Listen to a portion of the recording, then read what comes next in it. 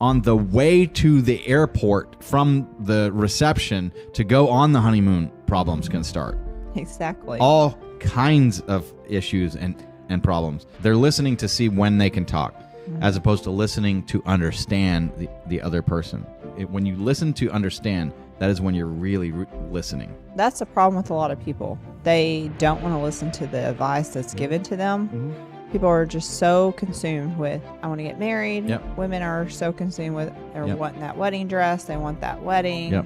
They're so excited about it. They Yep. want to be married before their best friend's married or whatever. Yep. That goes on. Which, by the way, if you want to be married before your best friend is married, you're making that the is wrong decision. one of the worst decisions and worst judgment points and wisdom errors that you can possibly make. There's also a difference before marriage of your spouse and the image that you have of who you think that your spouse is and who they actually are. And if you're really good with money and they're really bad with money, all of a sudden you're no longer good with money. No. Because you don't have a choice. They're going to drain you. You're going to be fighting all the time over money. And fighting about money is the number one reason why people get divorced. Period.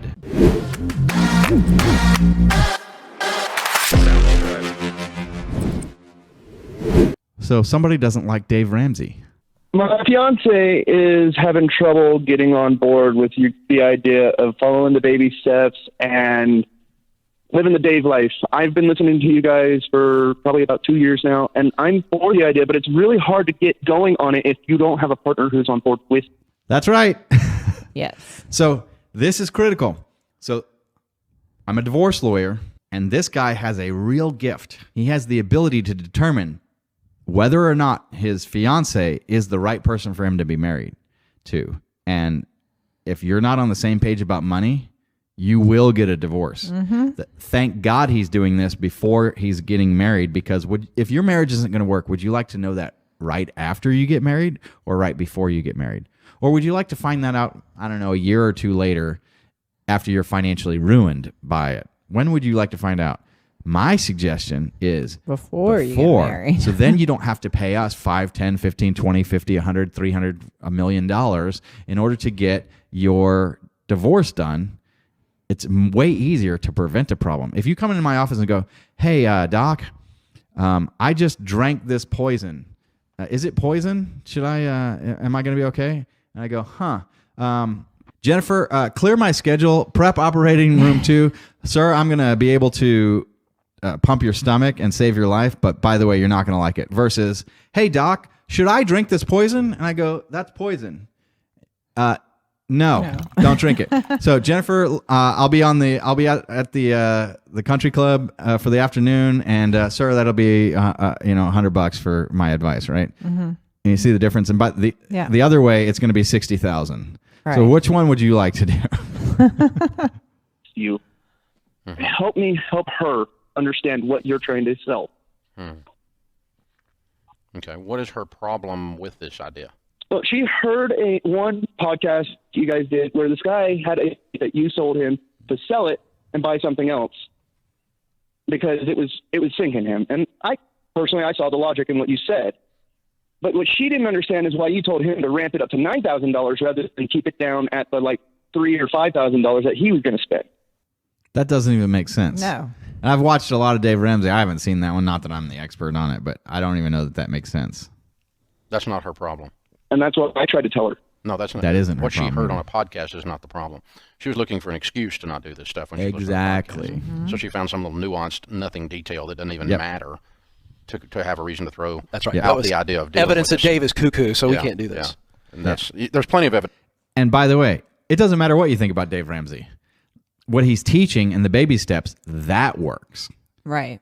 That is the key. Well, if you don't have somebody that wants to create a nest egg and put stuff in place, you're probably marrying the wrong person. Yeah. Especially if that's a goal of yours. Yeah.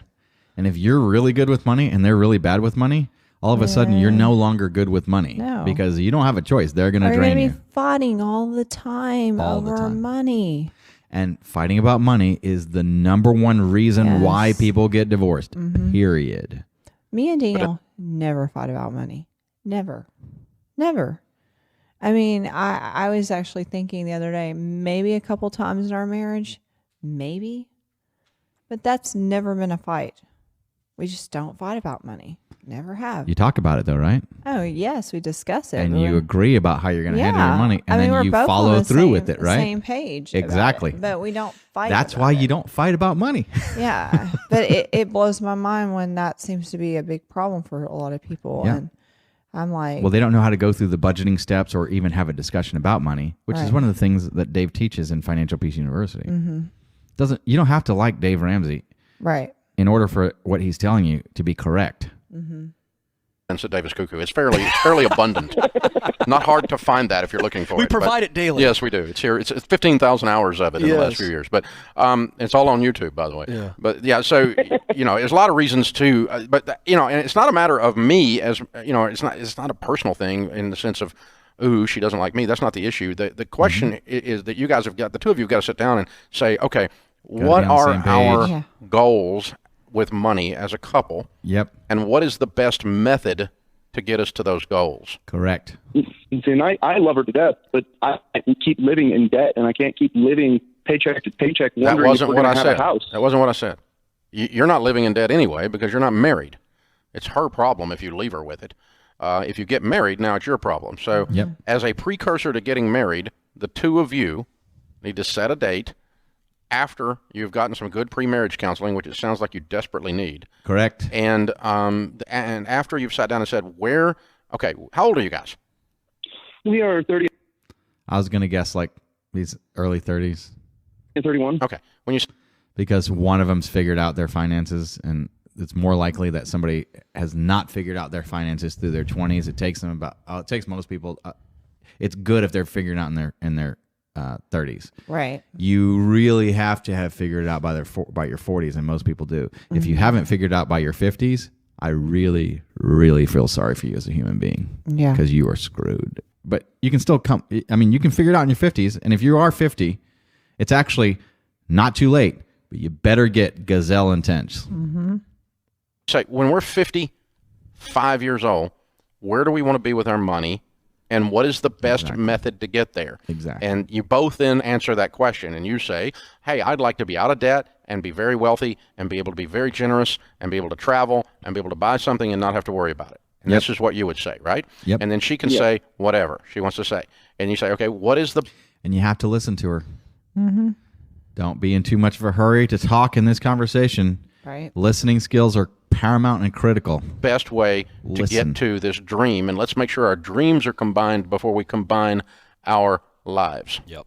Too often people are too wanting to talk and say their part, and they're listening to see when they can talk, as opposed to listening to understand the other person. When you listen to understand, that is when you're really listening. Alan, I'm going to weigh in here. I want to go a little deeper. Do you both have debt individually? Yes, she has about $12,000 worth of medical debt, and I have about $1,000 worth of consumer debt. Okay, well, Is that it? 13 grand? That's not bad. No. 12 grand worth of medical debt wouldn't even faze me.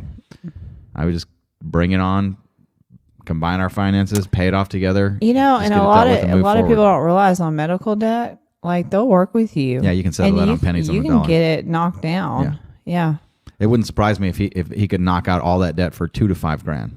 Yeah. A budget of about You have 20. cash. And the thing about medical debt is if you deal with it early and negotiate it early, then you can negotiate it to where they won't. Here's a they'll word of just advice. reduce the charge as opposed to. Anytime you get a bill from a hospital, call them and ask them, I'm willing to pay you cash. What's the discount you can give me? Most of them will at least give you 15% Yep. right off the bat. Yep. So don't ever pay a medical bill without asking that question. Which is also a really good reason to have a good emergency fund and 6 months worth of your living expenses, and to have wealth and not have any debt. Had she had that, she wouldn't have that debt over her head right now. Exactly. And she's not $8,000 a recognizing year. that. okay. But listen, here's the thing. If when you sit down with a marriage counselor in pre-marriage counseling and you say, what do you want to be when we're 55? And she says, oh, I don't know. I just don't want anybody telling me what to do. Yeah, then you're marrying a child. You're marrying an adolescent teenager who's not ready to be married and is not a qualified partner for you. And if she's not a qualified partner, move on. dude, you're not marrying a woman, you're marrying a princess, and you need to run. Exactly. Yeah, that's what I'm getting at, Alan. I want to know why she's resisting. You need to know what her resistance is to Dave's thing, and you can have it in the same conversation. And then I'd want to know the why before you go down the aisle, because there's something that she's resisting in what you're telling her, and you're telling her how we teach, and it gets you where I would assume she would agree with the vision that you would want. And so this is so serious, Alan, that, I mean, to me, I'd press pause on the engagement. I'd press pause on everything until you guys got on the same page about this. Do it. No, I wouldn't do that. I would just get with a marriage counselor, a pre-marriage. Oh, no. It depends on how soon that marriage is. Yeah. If it's like in 2 months. I would stay engaged to her. And I think maybe that's where Dave's talking the difference here. Because I'm very specific in language usually, but especially when you're talking to somebody, you can say different things. But I think what he's saying is don't get married yet. You've got work to do in the meantime. And I would still be moving in that direction, but these are necessary steps that you've got to do ahead of time. That's a problem with a lot of people. They don't want to listen to the advice that's given to them. People are just so consumed with, I want to get married. Yep. Women are so consumed with, they're wanting that wedding dress. They want that wedding. Yep. They're so excited about it. They want to be married before their best friend's married or whatever. Yep. That goes on. Which, by the way, if you want to be married before your best friend is married, you're making the wrong decision. One of the worst decisions and worst judgment points and wisdom errors that you can possibly make. If you go to counseling and the counselor's telling you, you guys don't need to get married yet. You need to do X, Y, and Z before you get married. And then you decide, I don't care what the counselor has to say. I'm going to do what I want. Enjoy your divorce. Exactly. I've seen it more. It's a nightmare, not a dream. I've seen it more than anything where couples do that stuff and then they start fighting and then they start getting physical or they start, Yep. It just goes down a wrong path. It is the worst of the worst. Yes. So don't do that. When you are dating, you are screening out everyone who is bad for you and choosing your favorite from This is kind of how you need to look at it in perspective. If the counselor says, hey, you need to wait 6 months and work on these steps. Yep. Wouldn't you rather take the 6 months, work on yourself as a couple, make yourself a stronger couple, so when you do say I do, you're going to be in such a better place. Oh, yeah, it's a much better most marriage. Couples will be when they first get married. Absolutely. Because the first year is and horrible. it's very difficult to just go usually. ahead and get married and then do that work. Right. Because you're already committed and there's a major fear factor that's there. And I think people think like that. Oh, well, I'll just wait till we get married. No, we'll work on it then. Because because there's an anxiety of what if this doesn't work, and there's a fear factor, and you've got this, did I make a mistake? Because your body's going to know. Your mind can't overcome that. Your body, your spirit, your soul, everything about your heart, your mind, it's all going to know. It's all going to be there. And if you're in denial about that, working on this stuff while you're in denial about those things is almost impossible. Well, we both know the first year of marriage is the hardest already, and it's the most horrible year usually. Yeah. So why wouldn't you just get the problems that you have before you get married resolved? Because when you get married, that first year you're going to have other problems coming up. Absolutely. And so you're not even going to get back around to these problems. Because you're going to be adding to it. And those problems are, so you're going to start out with this level of and then anxiety. Everything's going to manifest. Because within the first month, sometimes within the first matter of hours, on the way to the airport from the reception to go on the honeymoon, problems can start. Exactly. All kinds of issues and problems. And so problems can start on the day of the wedding. So, absolutely. And many of them do. Yeah. And the thing about it is that for this type of problem, you haven't worked on you enough and they haven't worked on them enough. You're not a 1 + 1 = at least 2. You're a fraction of what you should be bringing to the table. Because ideally what you bring to the table as a good potential spouse is financial security. Right. Financial security meaning I know how to handle money whether I have much of it or not. Because I'm not saying you have to have a lot of money. But it's what trajectory are you on for money? How do you approach handling money? How will you approach handling money with your spouse and with this person? And there's also a difference before marriage of your spouse and the image that you have of who you think that your spouse is and who they actually are. And sometimes people don't want to let go of the image of what you think they are so much, and you're conforming this circle into a square, and vice versa. You're trying to crush something into this thing, and so imagine a box with something that doesn't fit. How does the thing that you squish into this box fit? What happens to it? It gets broken. And what happens to the box? The box gets broken and looks terrible. And so you've got this mongoloid of a Christmas present or wedding present under your Christmas tree that you're trying to give yourself, and you don't want to wait till Christmas. And right now it's January or it's June, and you're saying, well, no, we're going to get married and do this now. We're going to celebrate Christmas early, when the reality is that you should have waited for the right time to do this. And the right time to do this is after you get on the same page about how you're going to do this. Because even Summer and I made a lot of assumptions, and what did we fight about? Big time about money and how it was done. And we made a lot of mistakes at the beginning. Well, if you I made many more mistakes than she did. Well, if you can't get on the same page with money, how are you going to get on the same page with kids? How are you going to get on the same page with any other things that come up in your marriage? I mean, honestly. Exactly. If she's already against him right now on this one issue, what other issues is she going to be against him? The kids are going to be a big issue. Right. And this precedent they are setting with each other for how this is dealt with now will be exactly how they approach all of those problems throughout their marriage. Oh, yeah. If they don't fix this now, they're most certainly doomed in their marriage. Marriage counselor immediately, and you guys begin to talk this through. But what happens if that may work? lead you to pressing That's pause. what I'm saying. You need to, but I don't want to just break them up. That's I don't mean that. I think you need to go and I don't mean that. sit down there and He just means don't be in such a rush. Right. And if you have to pause the wedding date, if it's getting ready to come up, like, you can't just have a conversation, everybody's on the same page today. No. It's a conversation that it's a work in progress and a work in progress, and it takes some time and coming back to where you really are sustainably on the same page. Because it's like, if you're on this trajectory and you point it this way, and then there's a natural gravity to go back to right where you were, Right. then I mean, you've got to check and go, okay, we're going this trajectory, and then you go that way, and then we're still not oh wait, no, we went back to what we were going to do. No, we've got to get back on this, refresh, and remind each other. And how you do that to support each other is how you both get going in the same direction. Sit down and try to work that through, and let's figure out what we're doing. But if at the end of the day, I have been in situations when I'm coaching couples, and one or the other of them is like pounding their fist, demanding that no limitations be put on them in any way. Yeah. Completely unrealistic, but people actually do that. And that they're allowed to do whatever they want to do, and they're not accountable for the future. They're not accountable Those are to people themselves. that don't need to be in a relationship. Exactly. Yeah.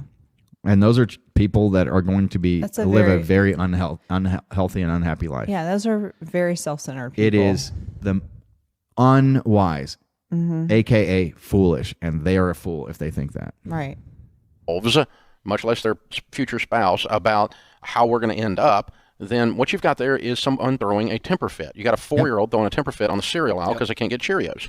And this is not marriage material. No. Correct. And so, the old joke is, if a guy marries a girl who loves spending money, you better enjoy making money. But that's not true. It doesn't. That is kind of true. That is true. But it doesn't matter, because no matter what, they will spend more than you ever possibly can make. It doesn't work that way. It doesn't. You can't make enough you can't out-earn somebody who's a super spender. Yeah, you're playing Correct. You cannot out-earn somebody who is a super spender.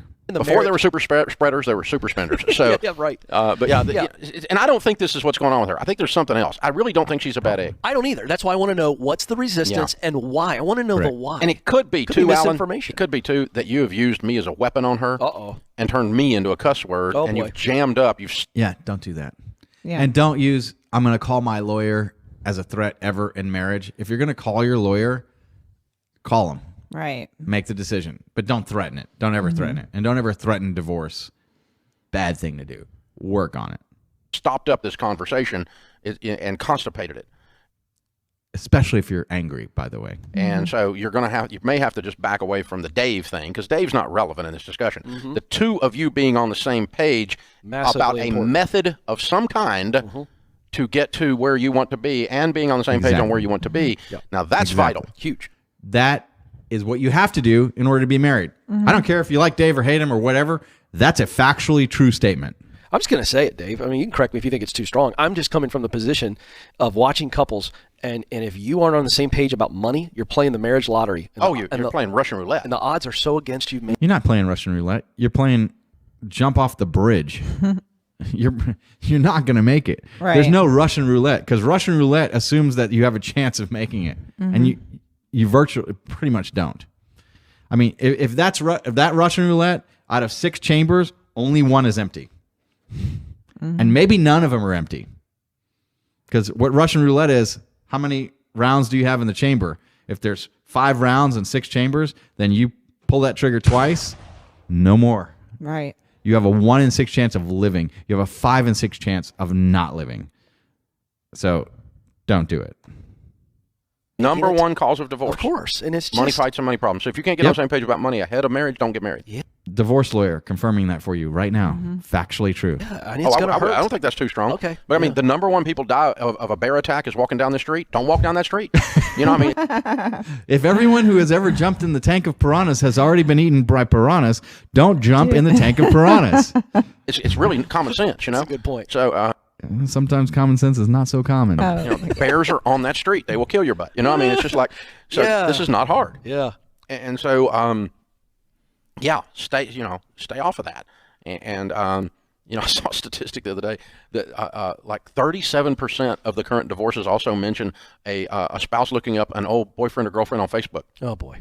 Oh, that happens a lot. Oh, I'm sure. Well, if you're even thinking about that, what do? You look up an old flame. So the second leading cause of divorce is Facebook. Right. Yeah. So I'm good with getting rid of that too. Yeah, you should. Yeah, what could have been? What are you doing? What are you doing? What are you doing going back? I mean, come on now. Who cares? That's why they're You just want to be called satisfied. exes. That's I know, all. right? You just go, In the look at past. that. Exactly. He lost all his hair. Look at that. Right. So, Yeah, exactly. but anyway, yeah. So Sometimes it'll remind you that you got something good. That is true. all kidding Oh, wow. aside, That's what they turned out to look like? I'm better off. Alan, it's imperative. If you were my son or daughter, I would tell you it's imperative to be on the same page on I don't know if we mentioned this, but yes, you have to be on the same page. Oh, That's the whole point. yeah. religion, money, Religion, in-laws, money, and kids. Yes. with the help of a pre-marriage counselor before you get Goals married. in There's life. all kinds of data and research that shows those 4 things are your leading indicators to a fabulous marriage. One other little Yep. nugget, Dave, because I can't help it. Alan, if you do premarital counseling and she won't give in, don't you give in. Exactly. Yeah. Yeah. I agree with that. If she won't do it, That is one of the core fundamental values that you've got to be on the same page with. yeah. If And she that is won't- a dangerous, destructive issue. You got to have that right. If one of the people won't do the counseling. I mean, me and Daniel did premarital counseling before we got married. Because we dated in our past and we had some past issues. So we went to counseling about it.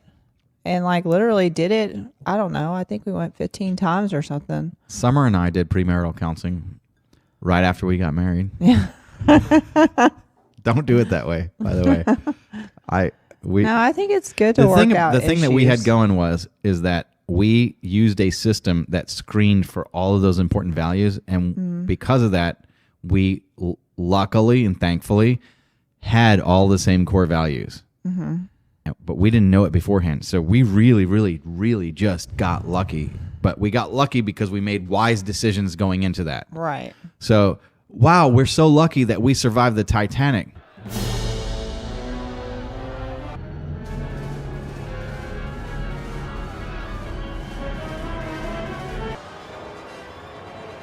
Thankfully, we packed those life preservers and thermal suits and had flares that brought up, basically kept us warm and dry for 2 days. And I also had a pack of food on my back with a spear to get the sharks away. And I had my own inflatable life raft for me in summer. You know, it's like we made all these very wise preparations going in, and thankfully it was enough that protected us when we did get married. But there were some things that once we were both in it going, are we in a lifeboat right now? And did we just wreck the Titanic over there? And are we at least we're alive, but let's learn that lesson and make sure that we are better at this for the next time and things. Right. Maybe we should get off the ship when we realize that they're heading towards an iceberg, something like that. But we made a lot of wise decisions and we got lucky, but there were things that really we should have done better and could have done better. And thankfully we were blessed.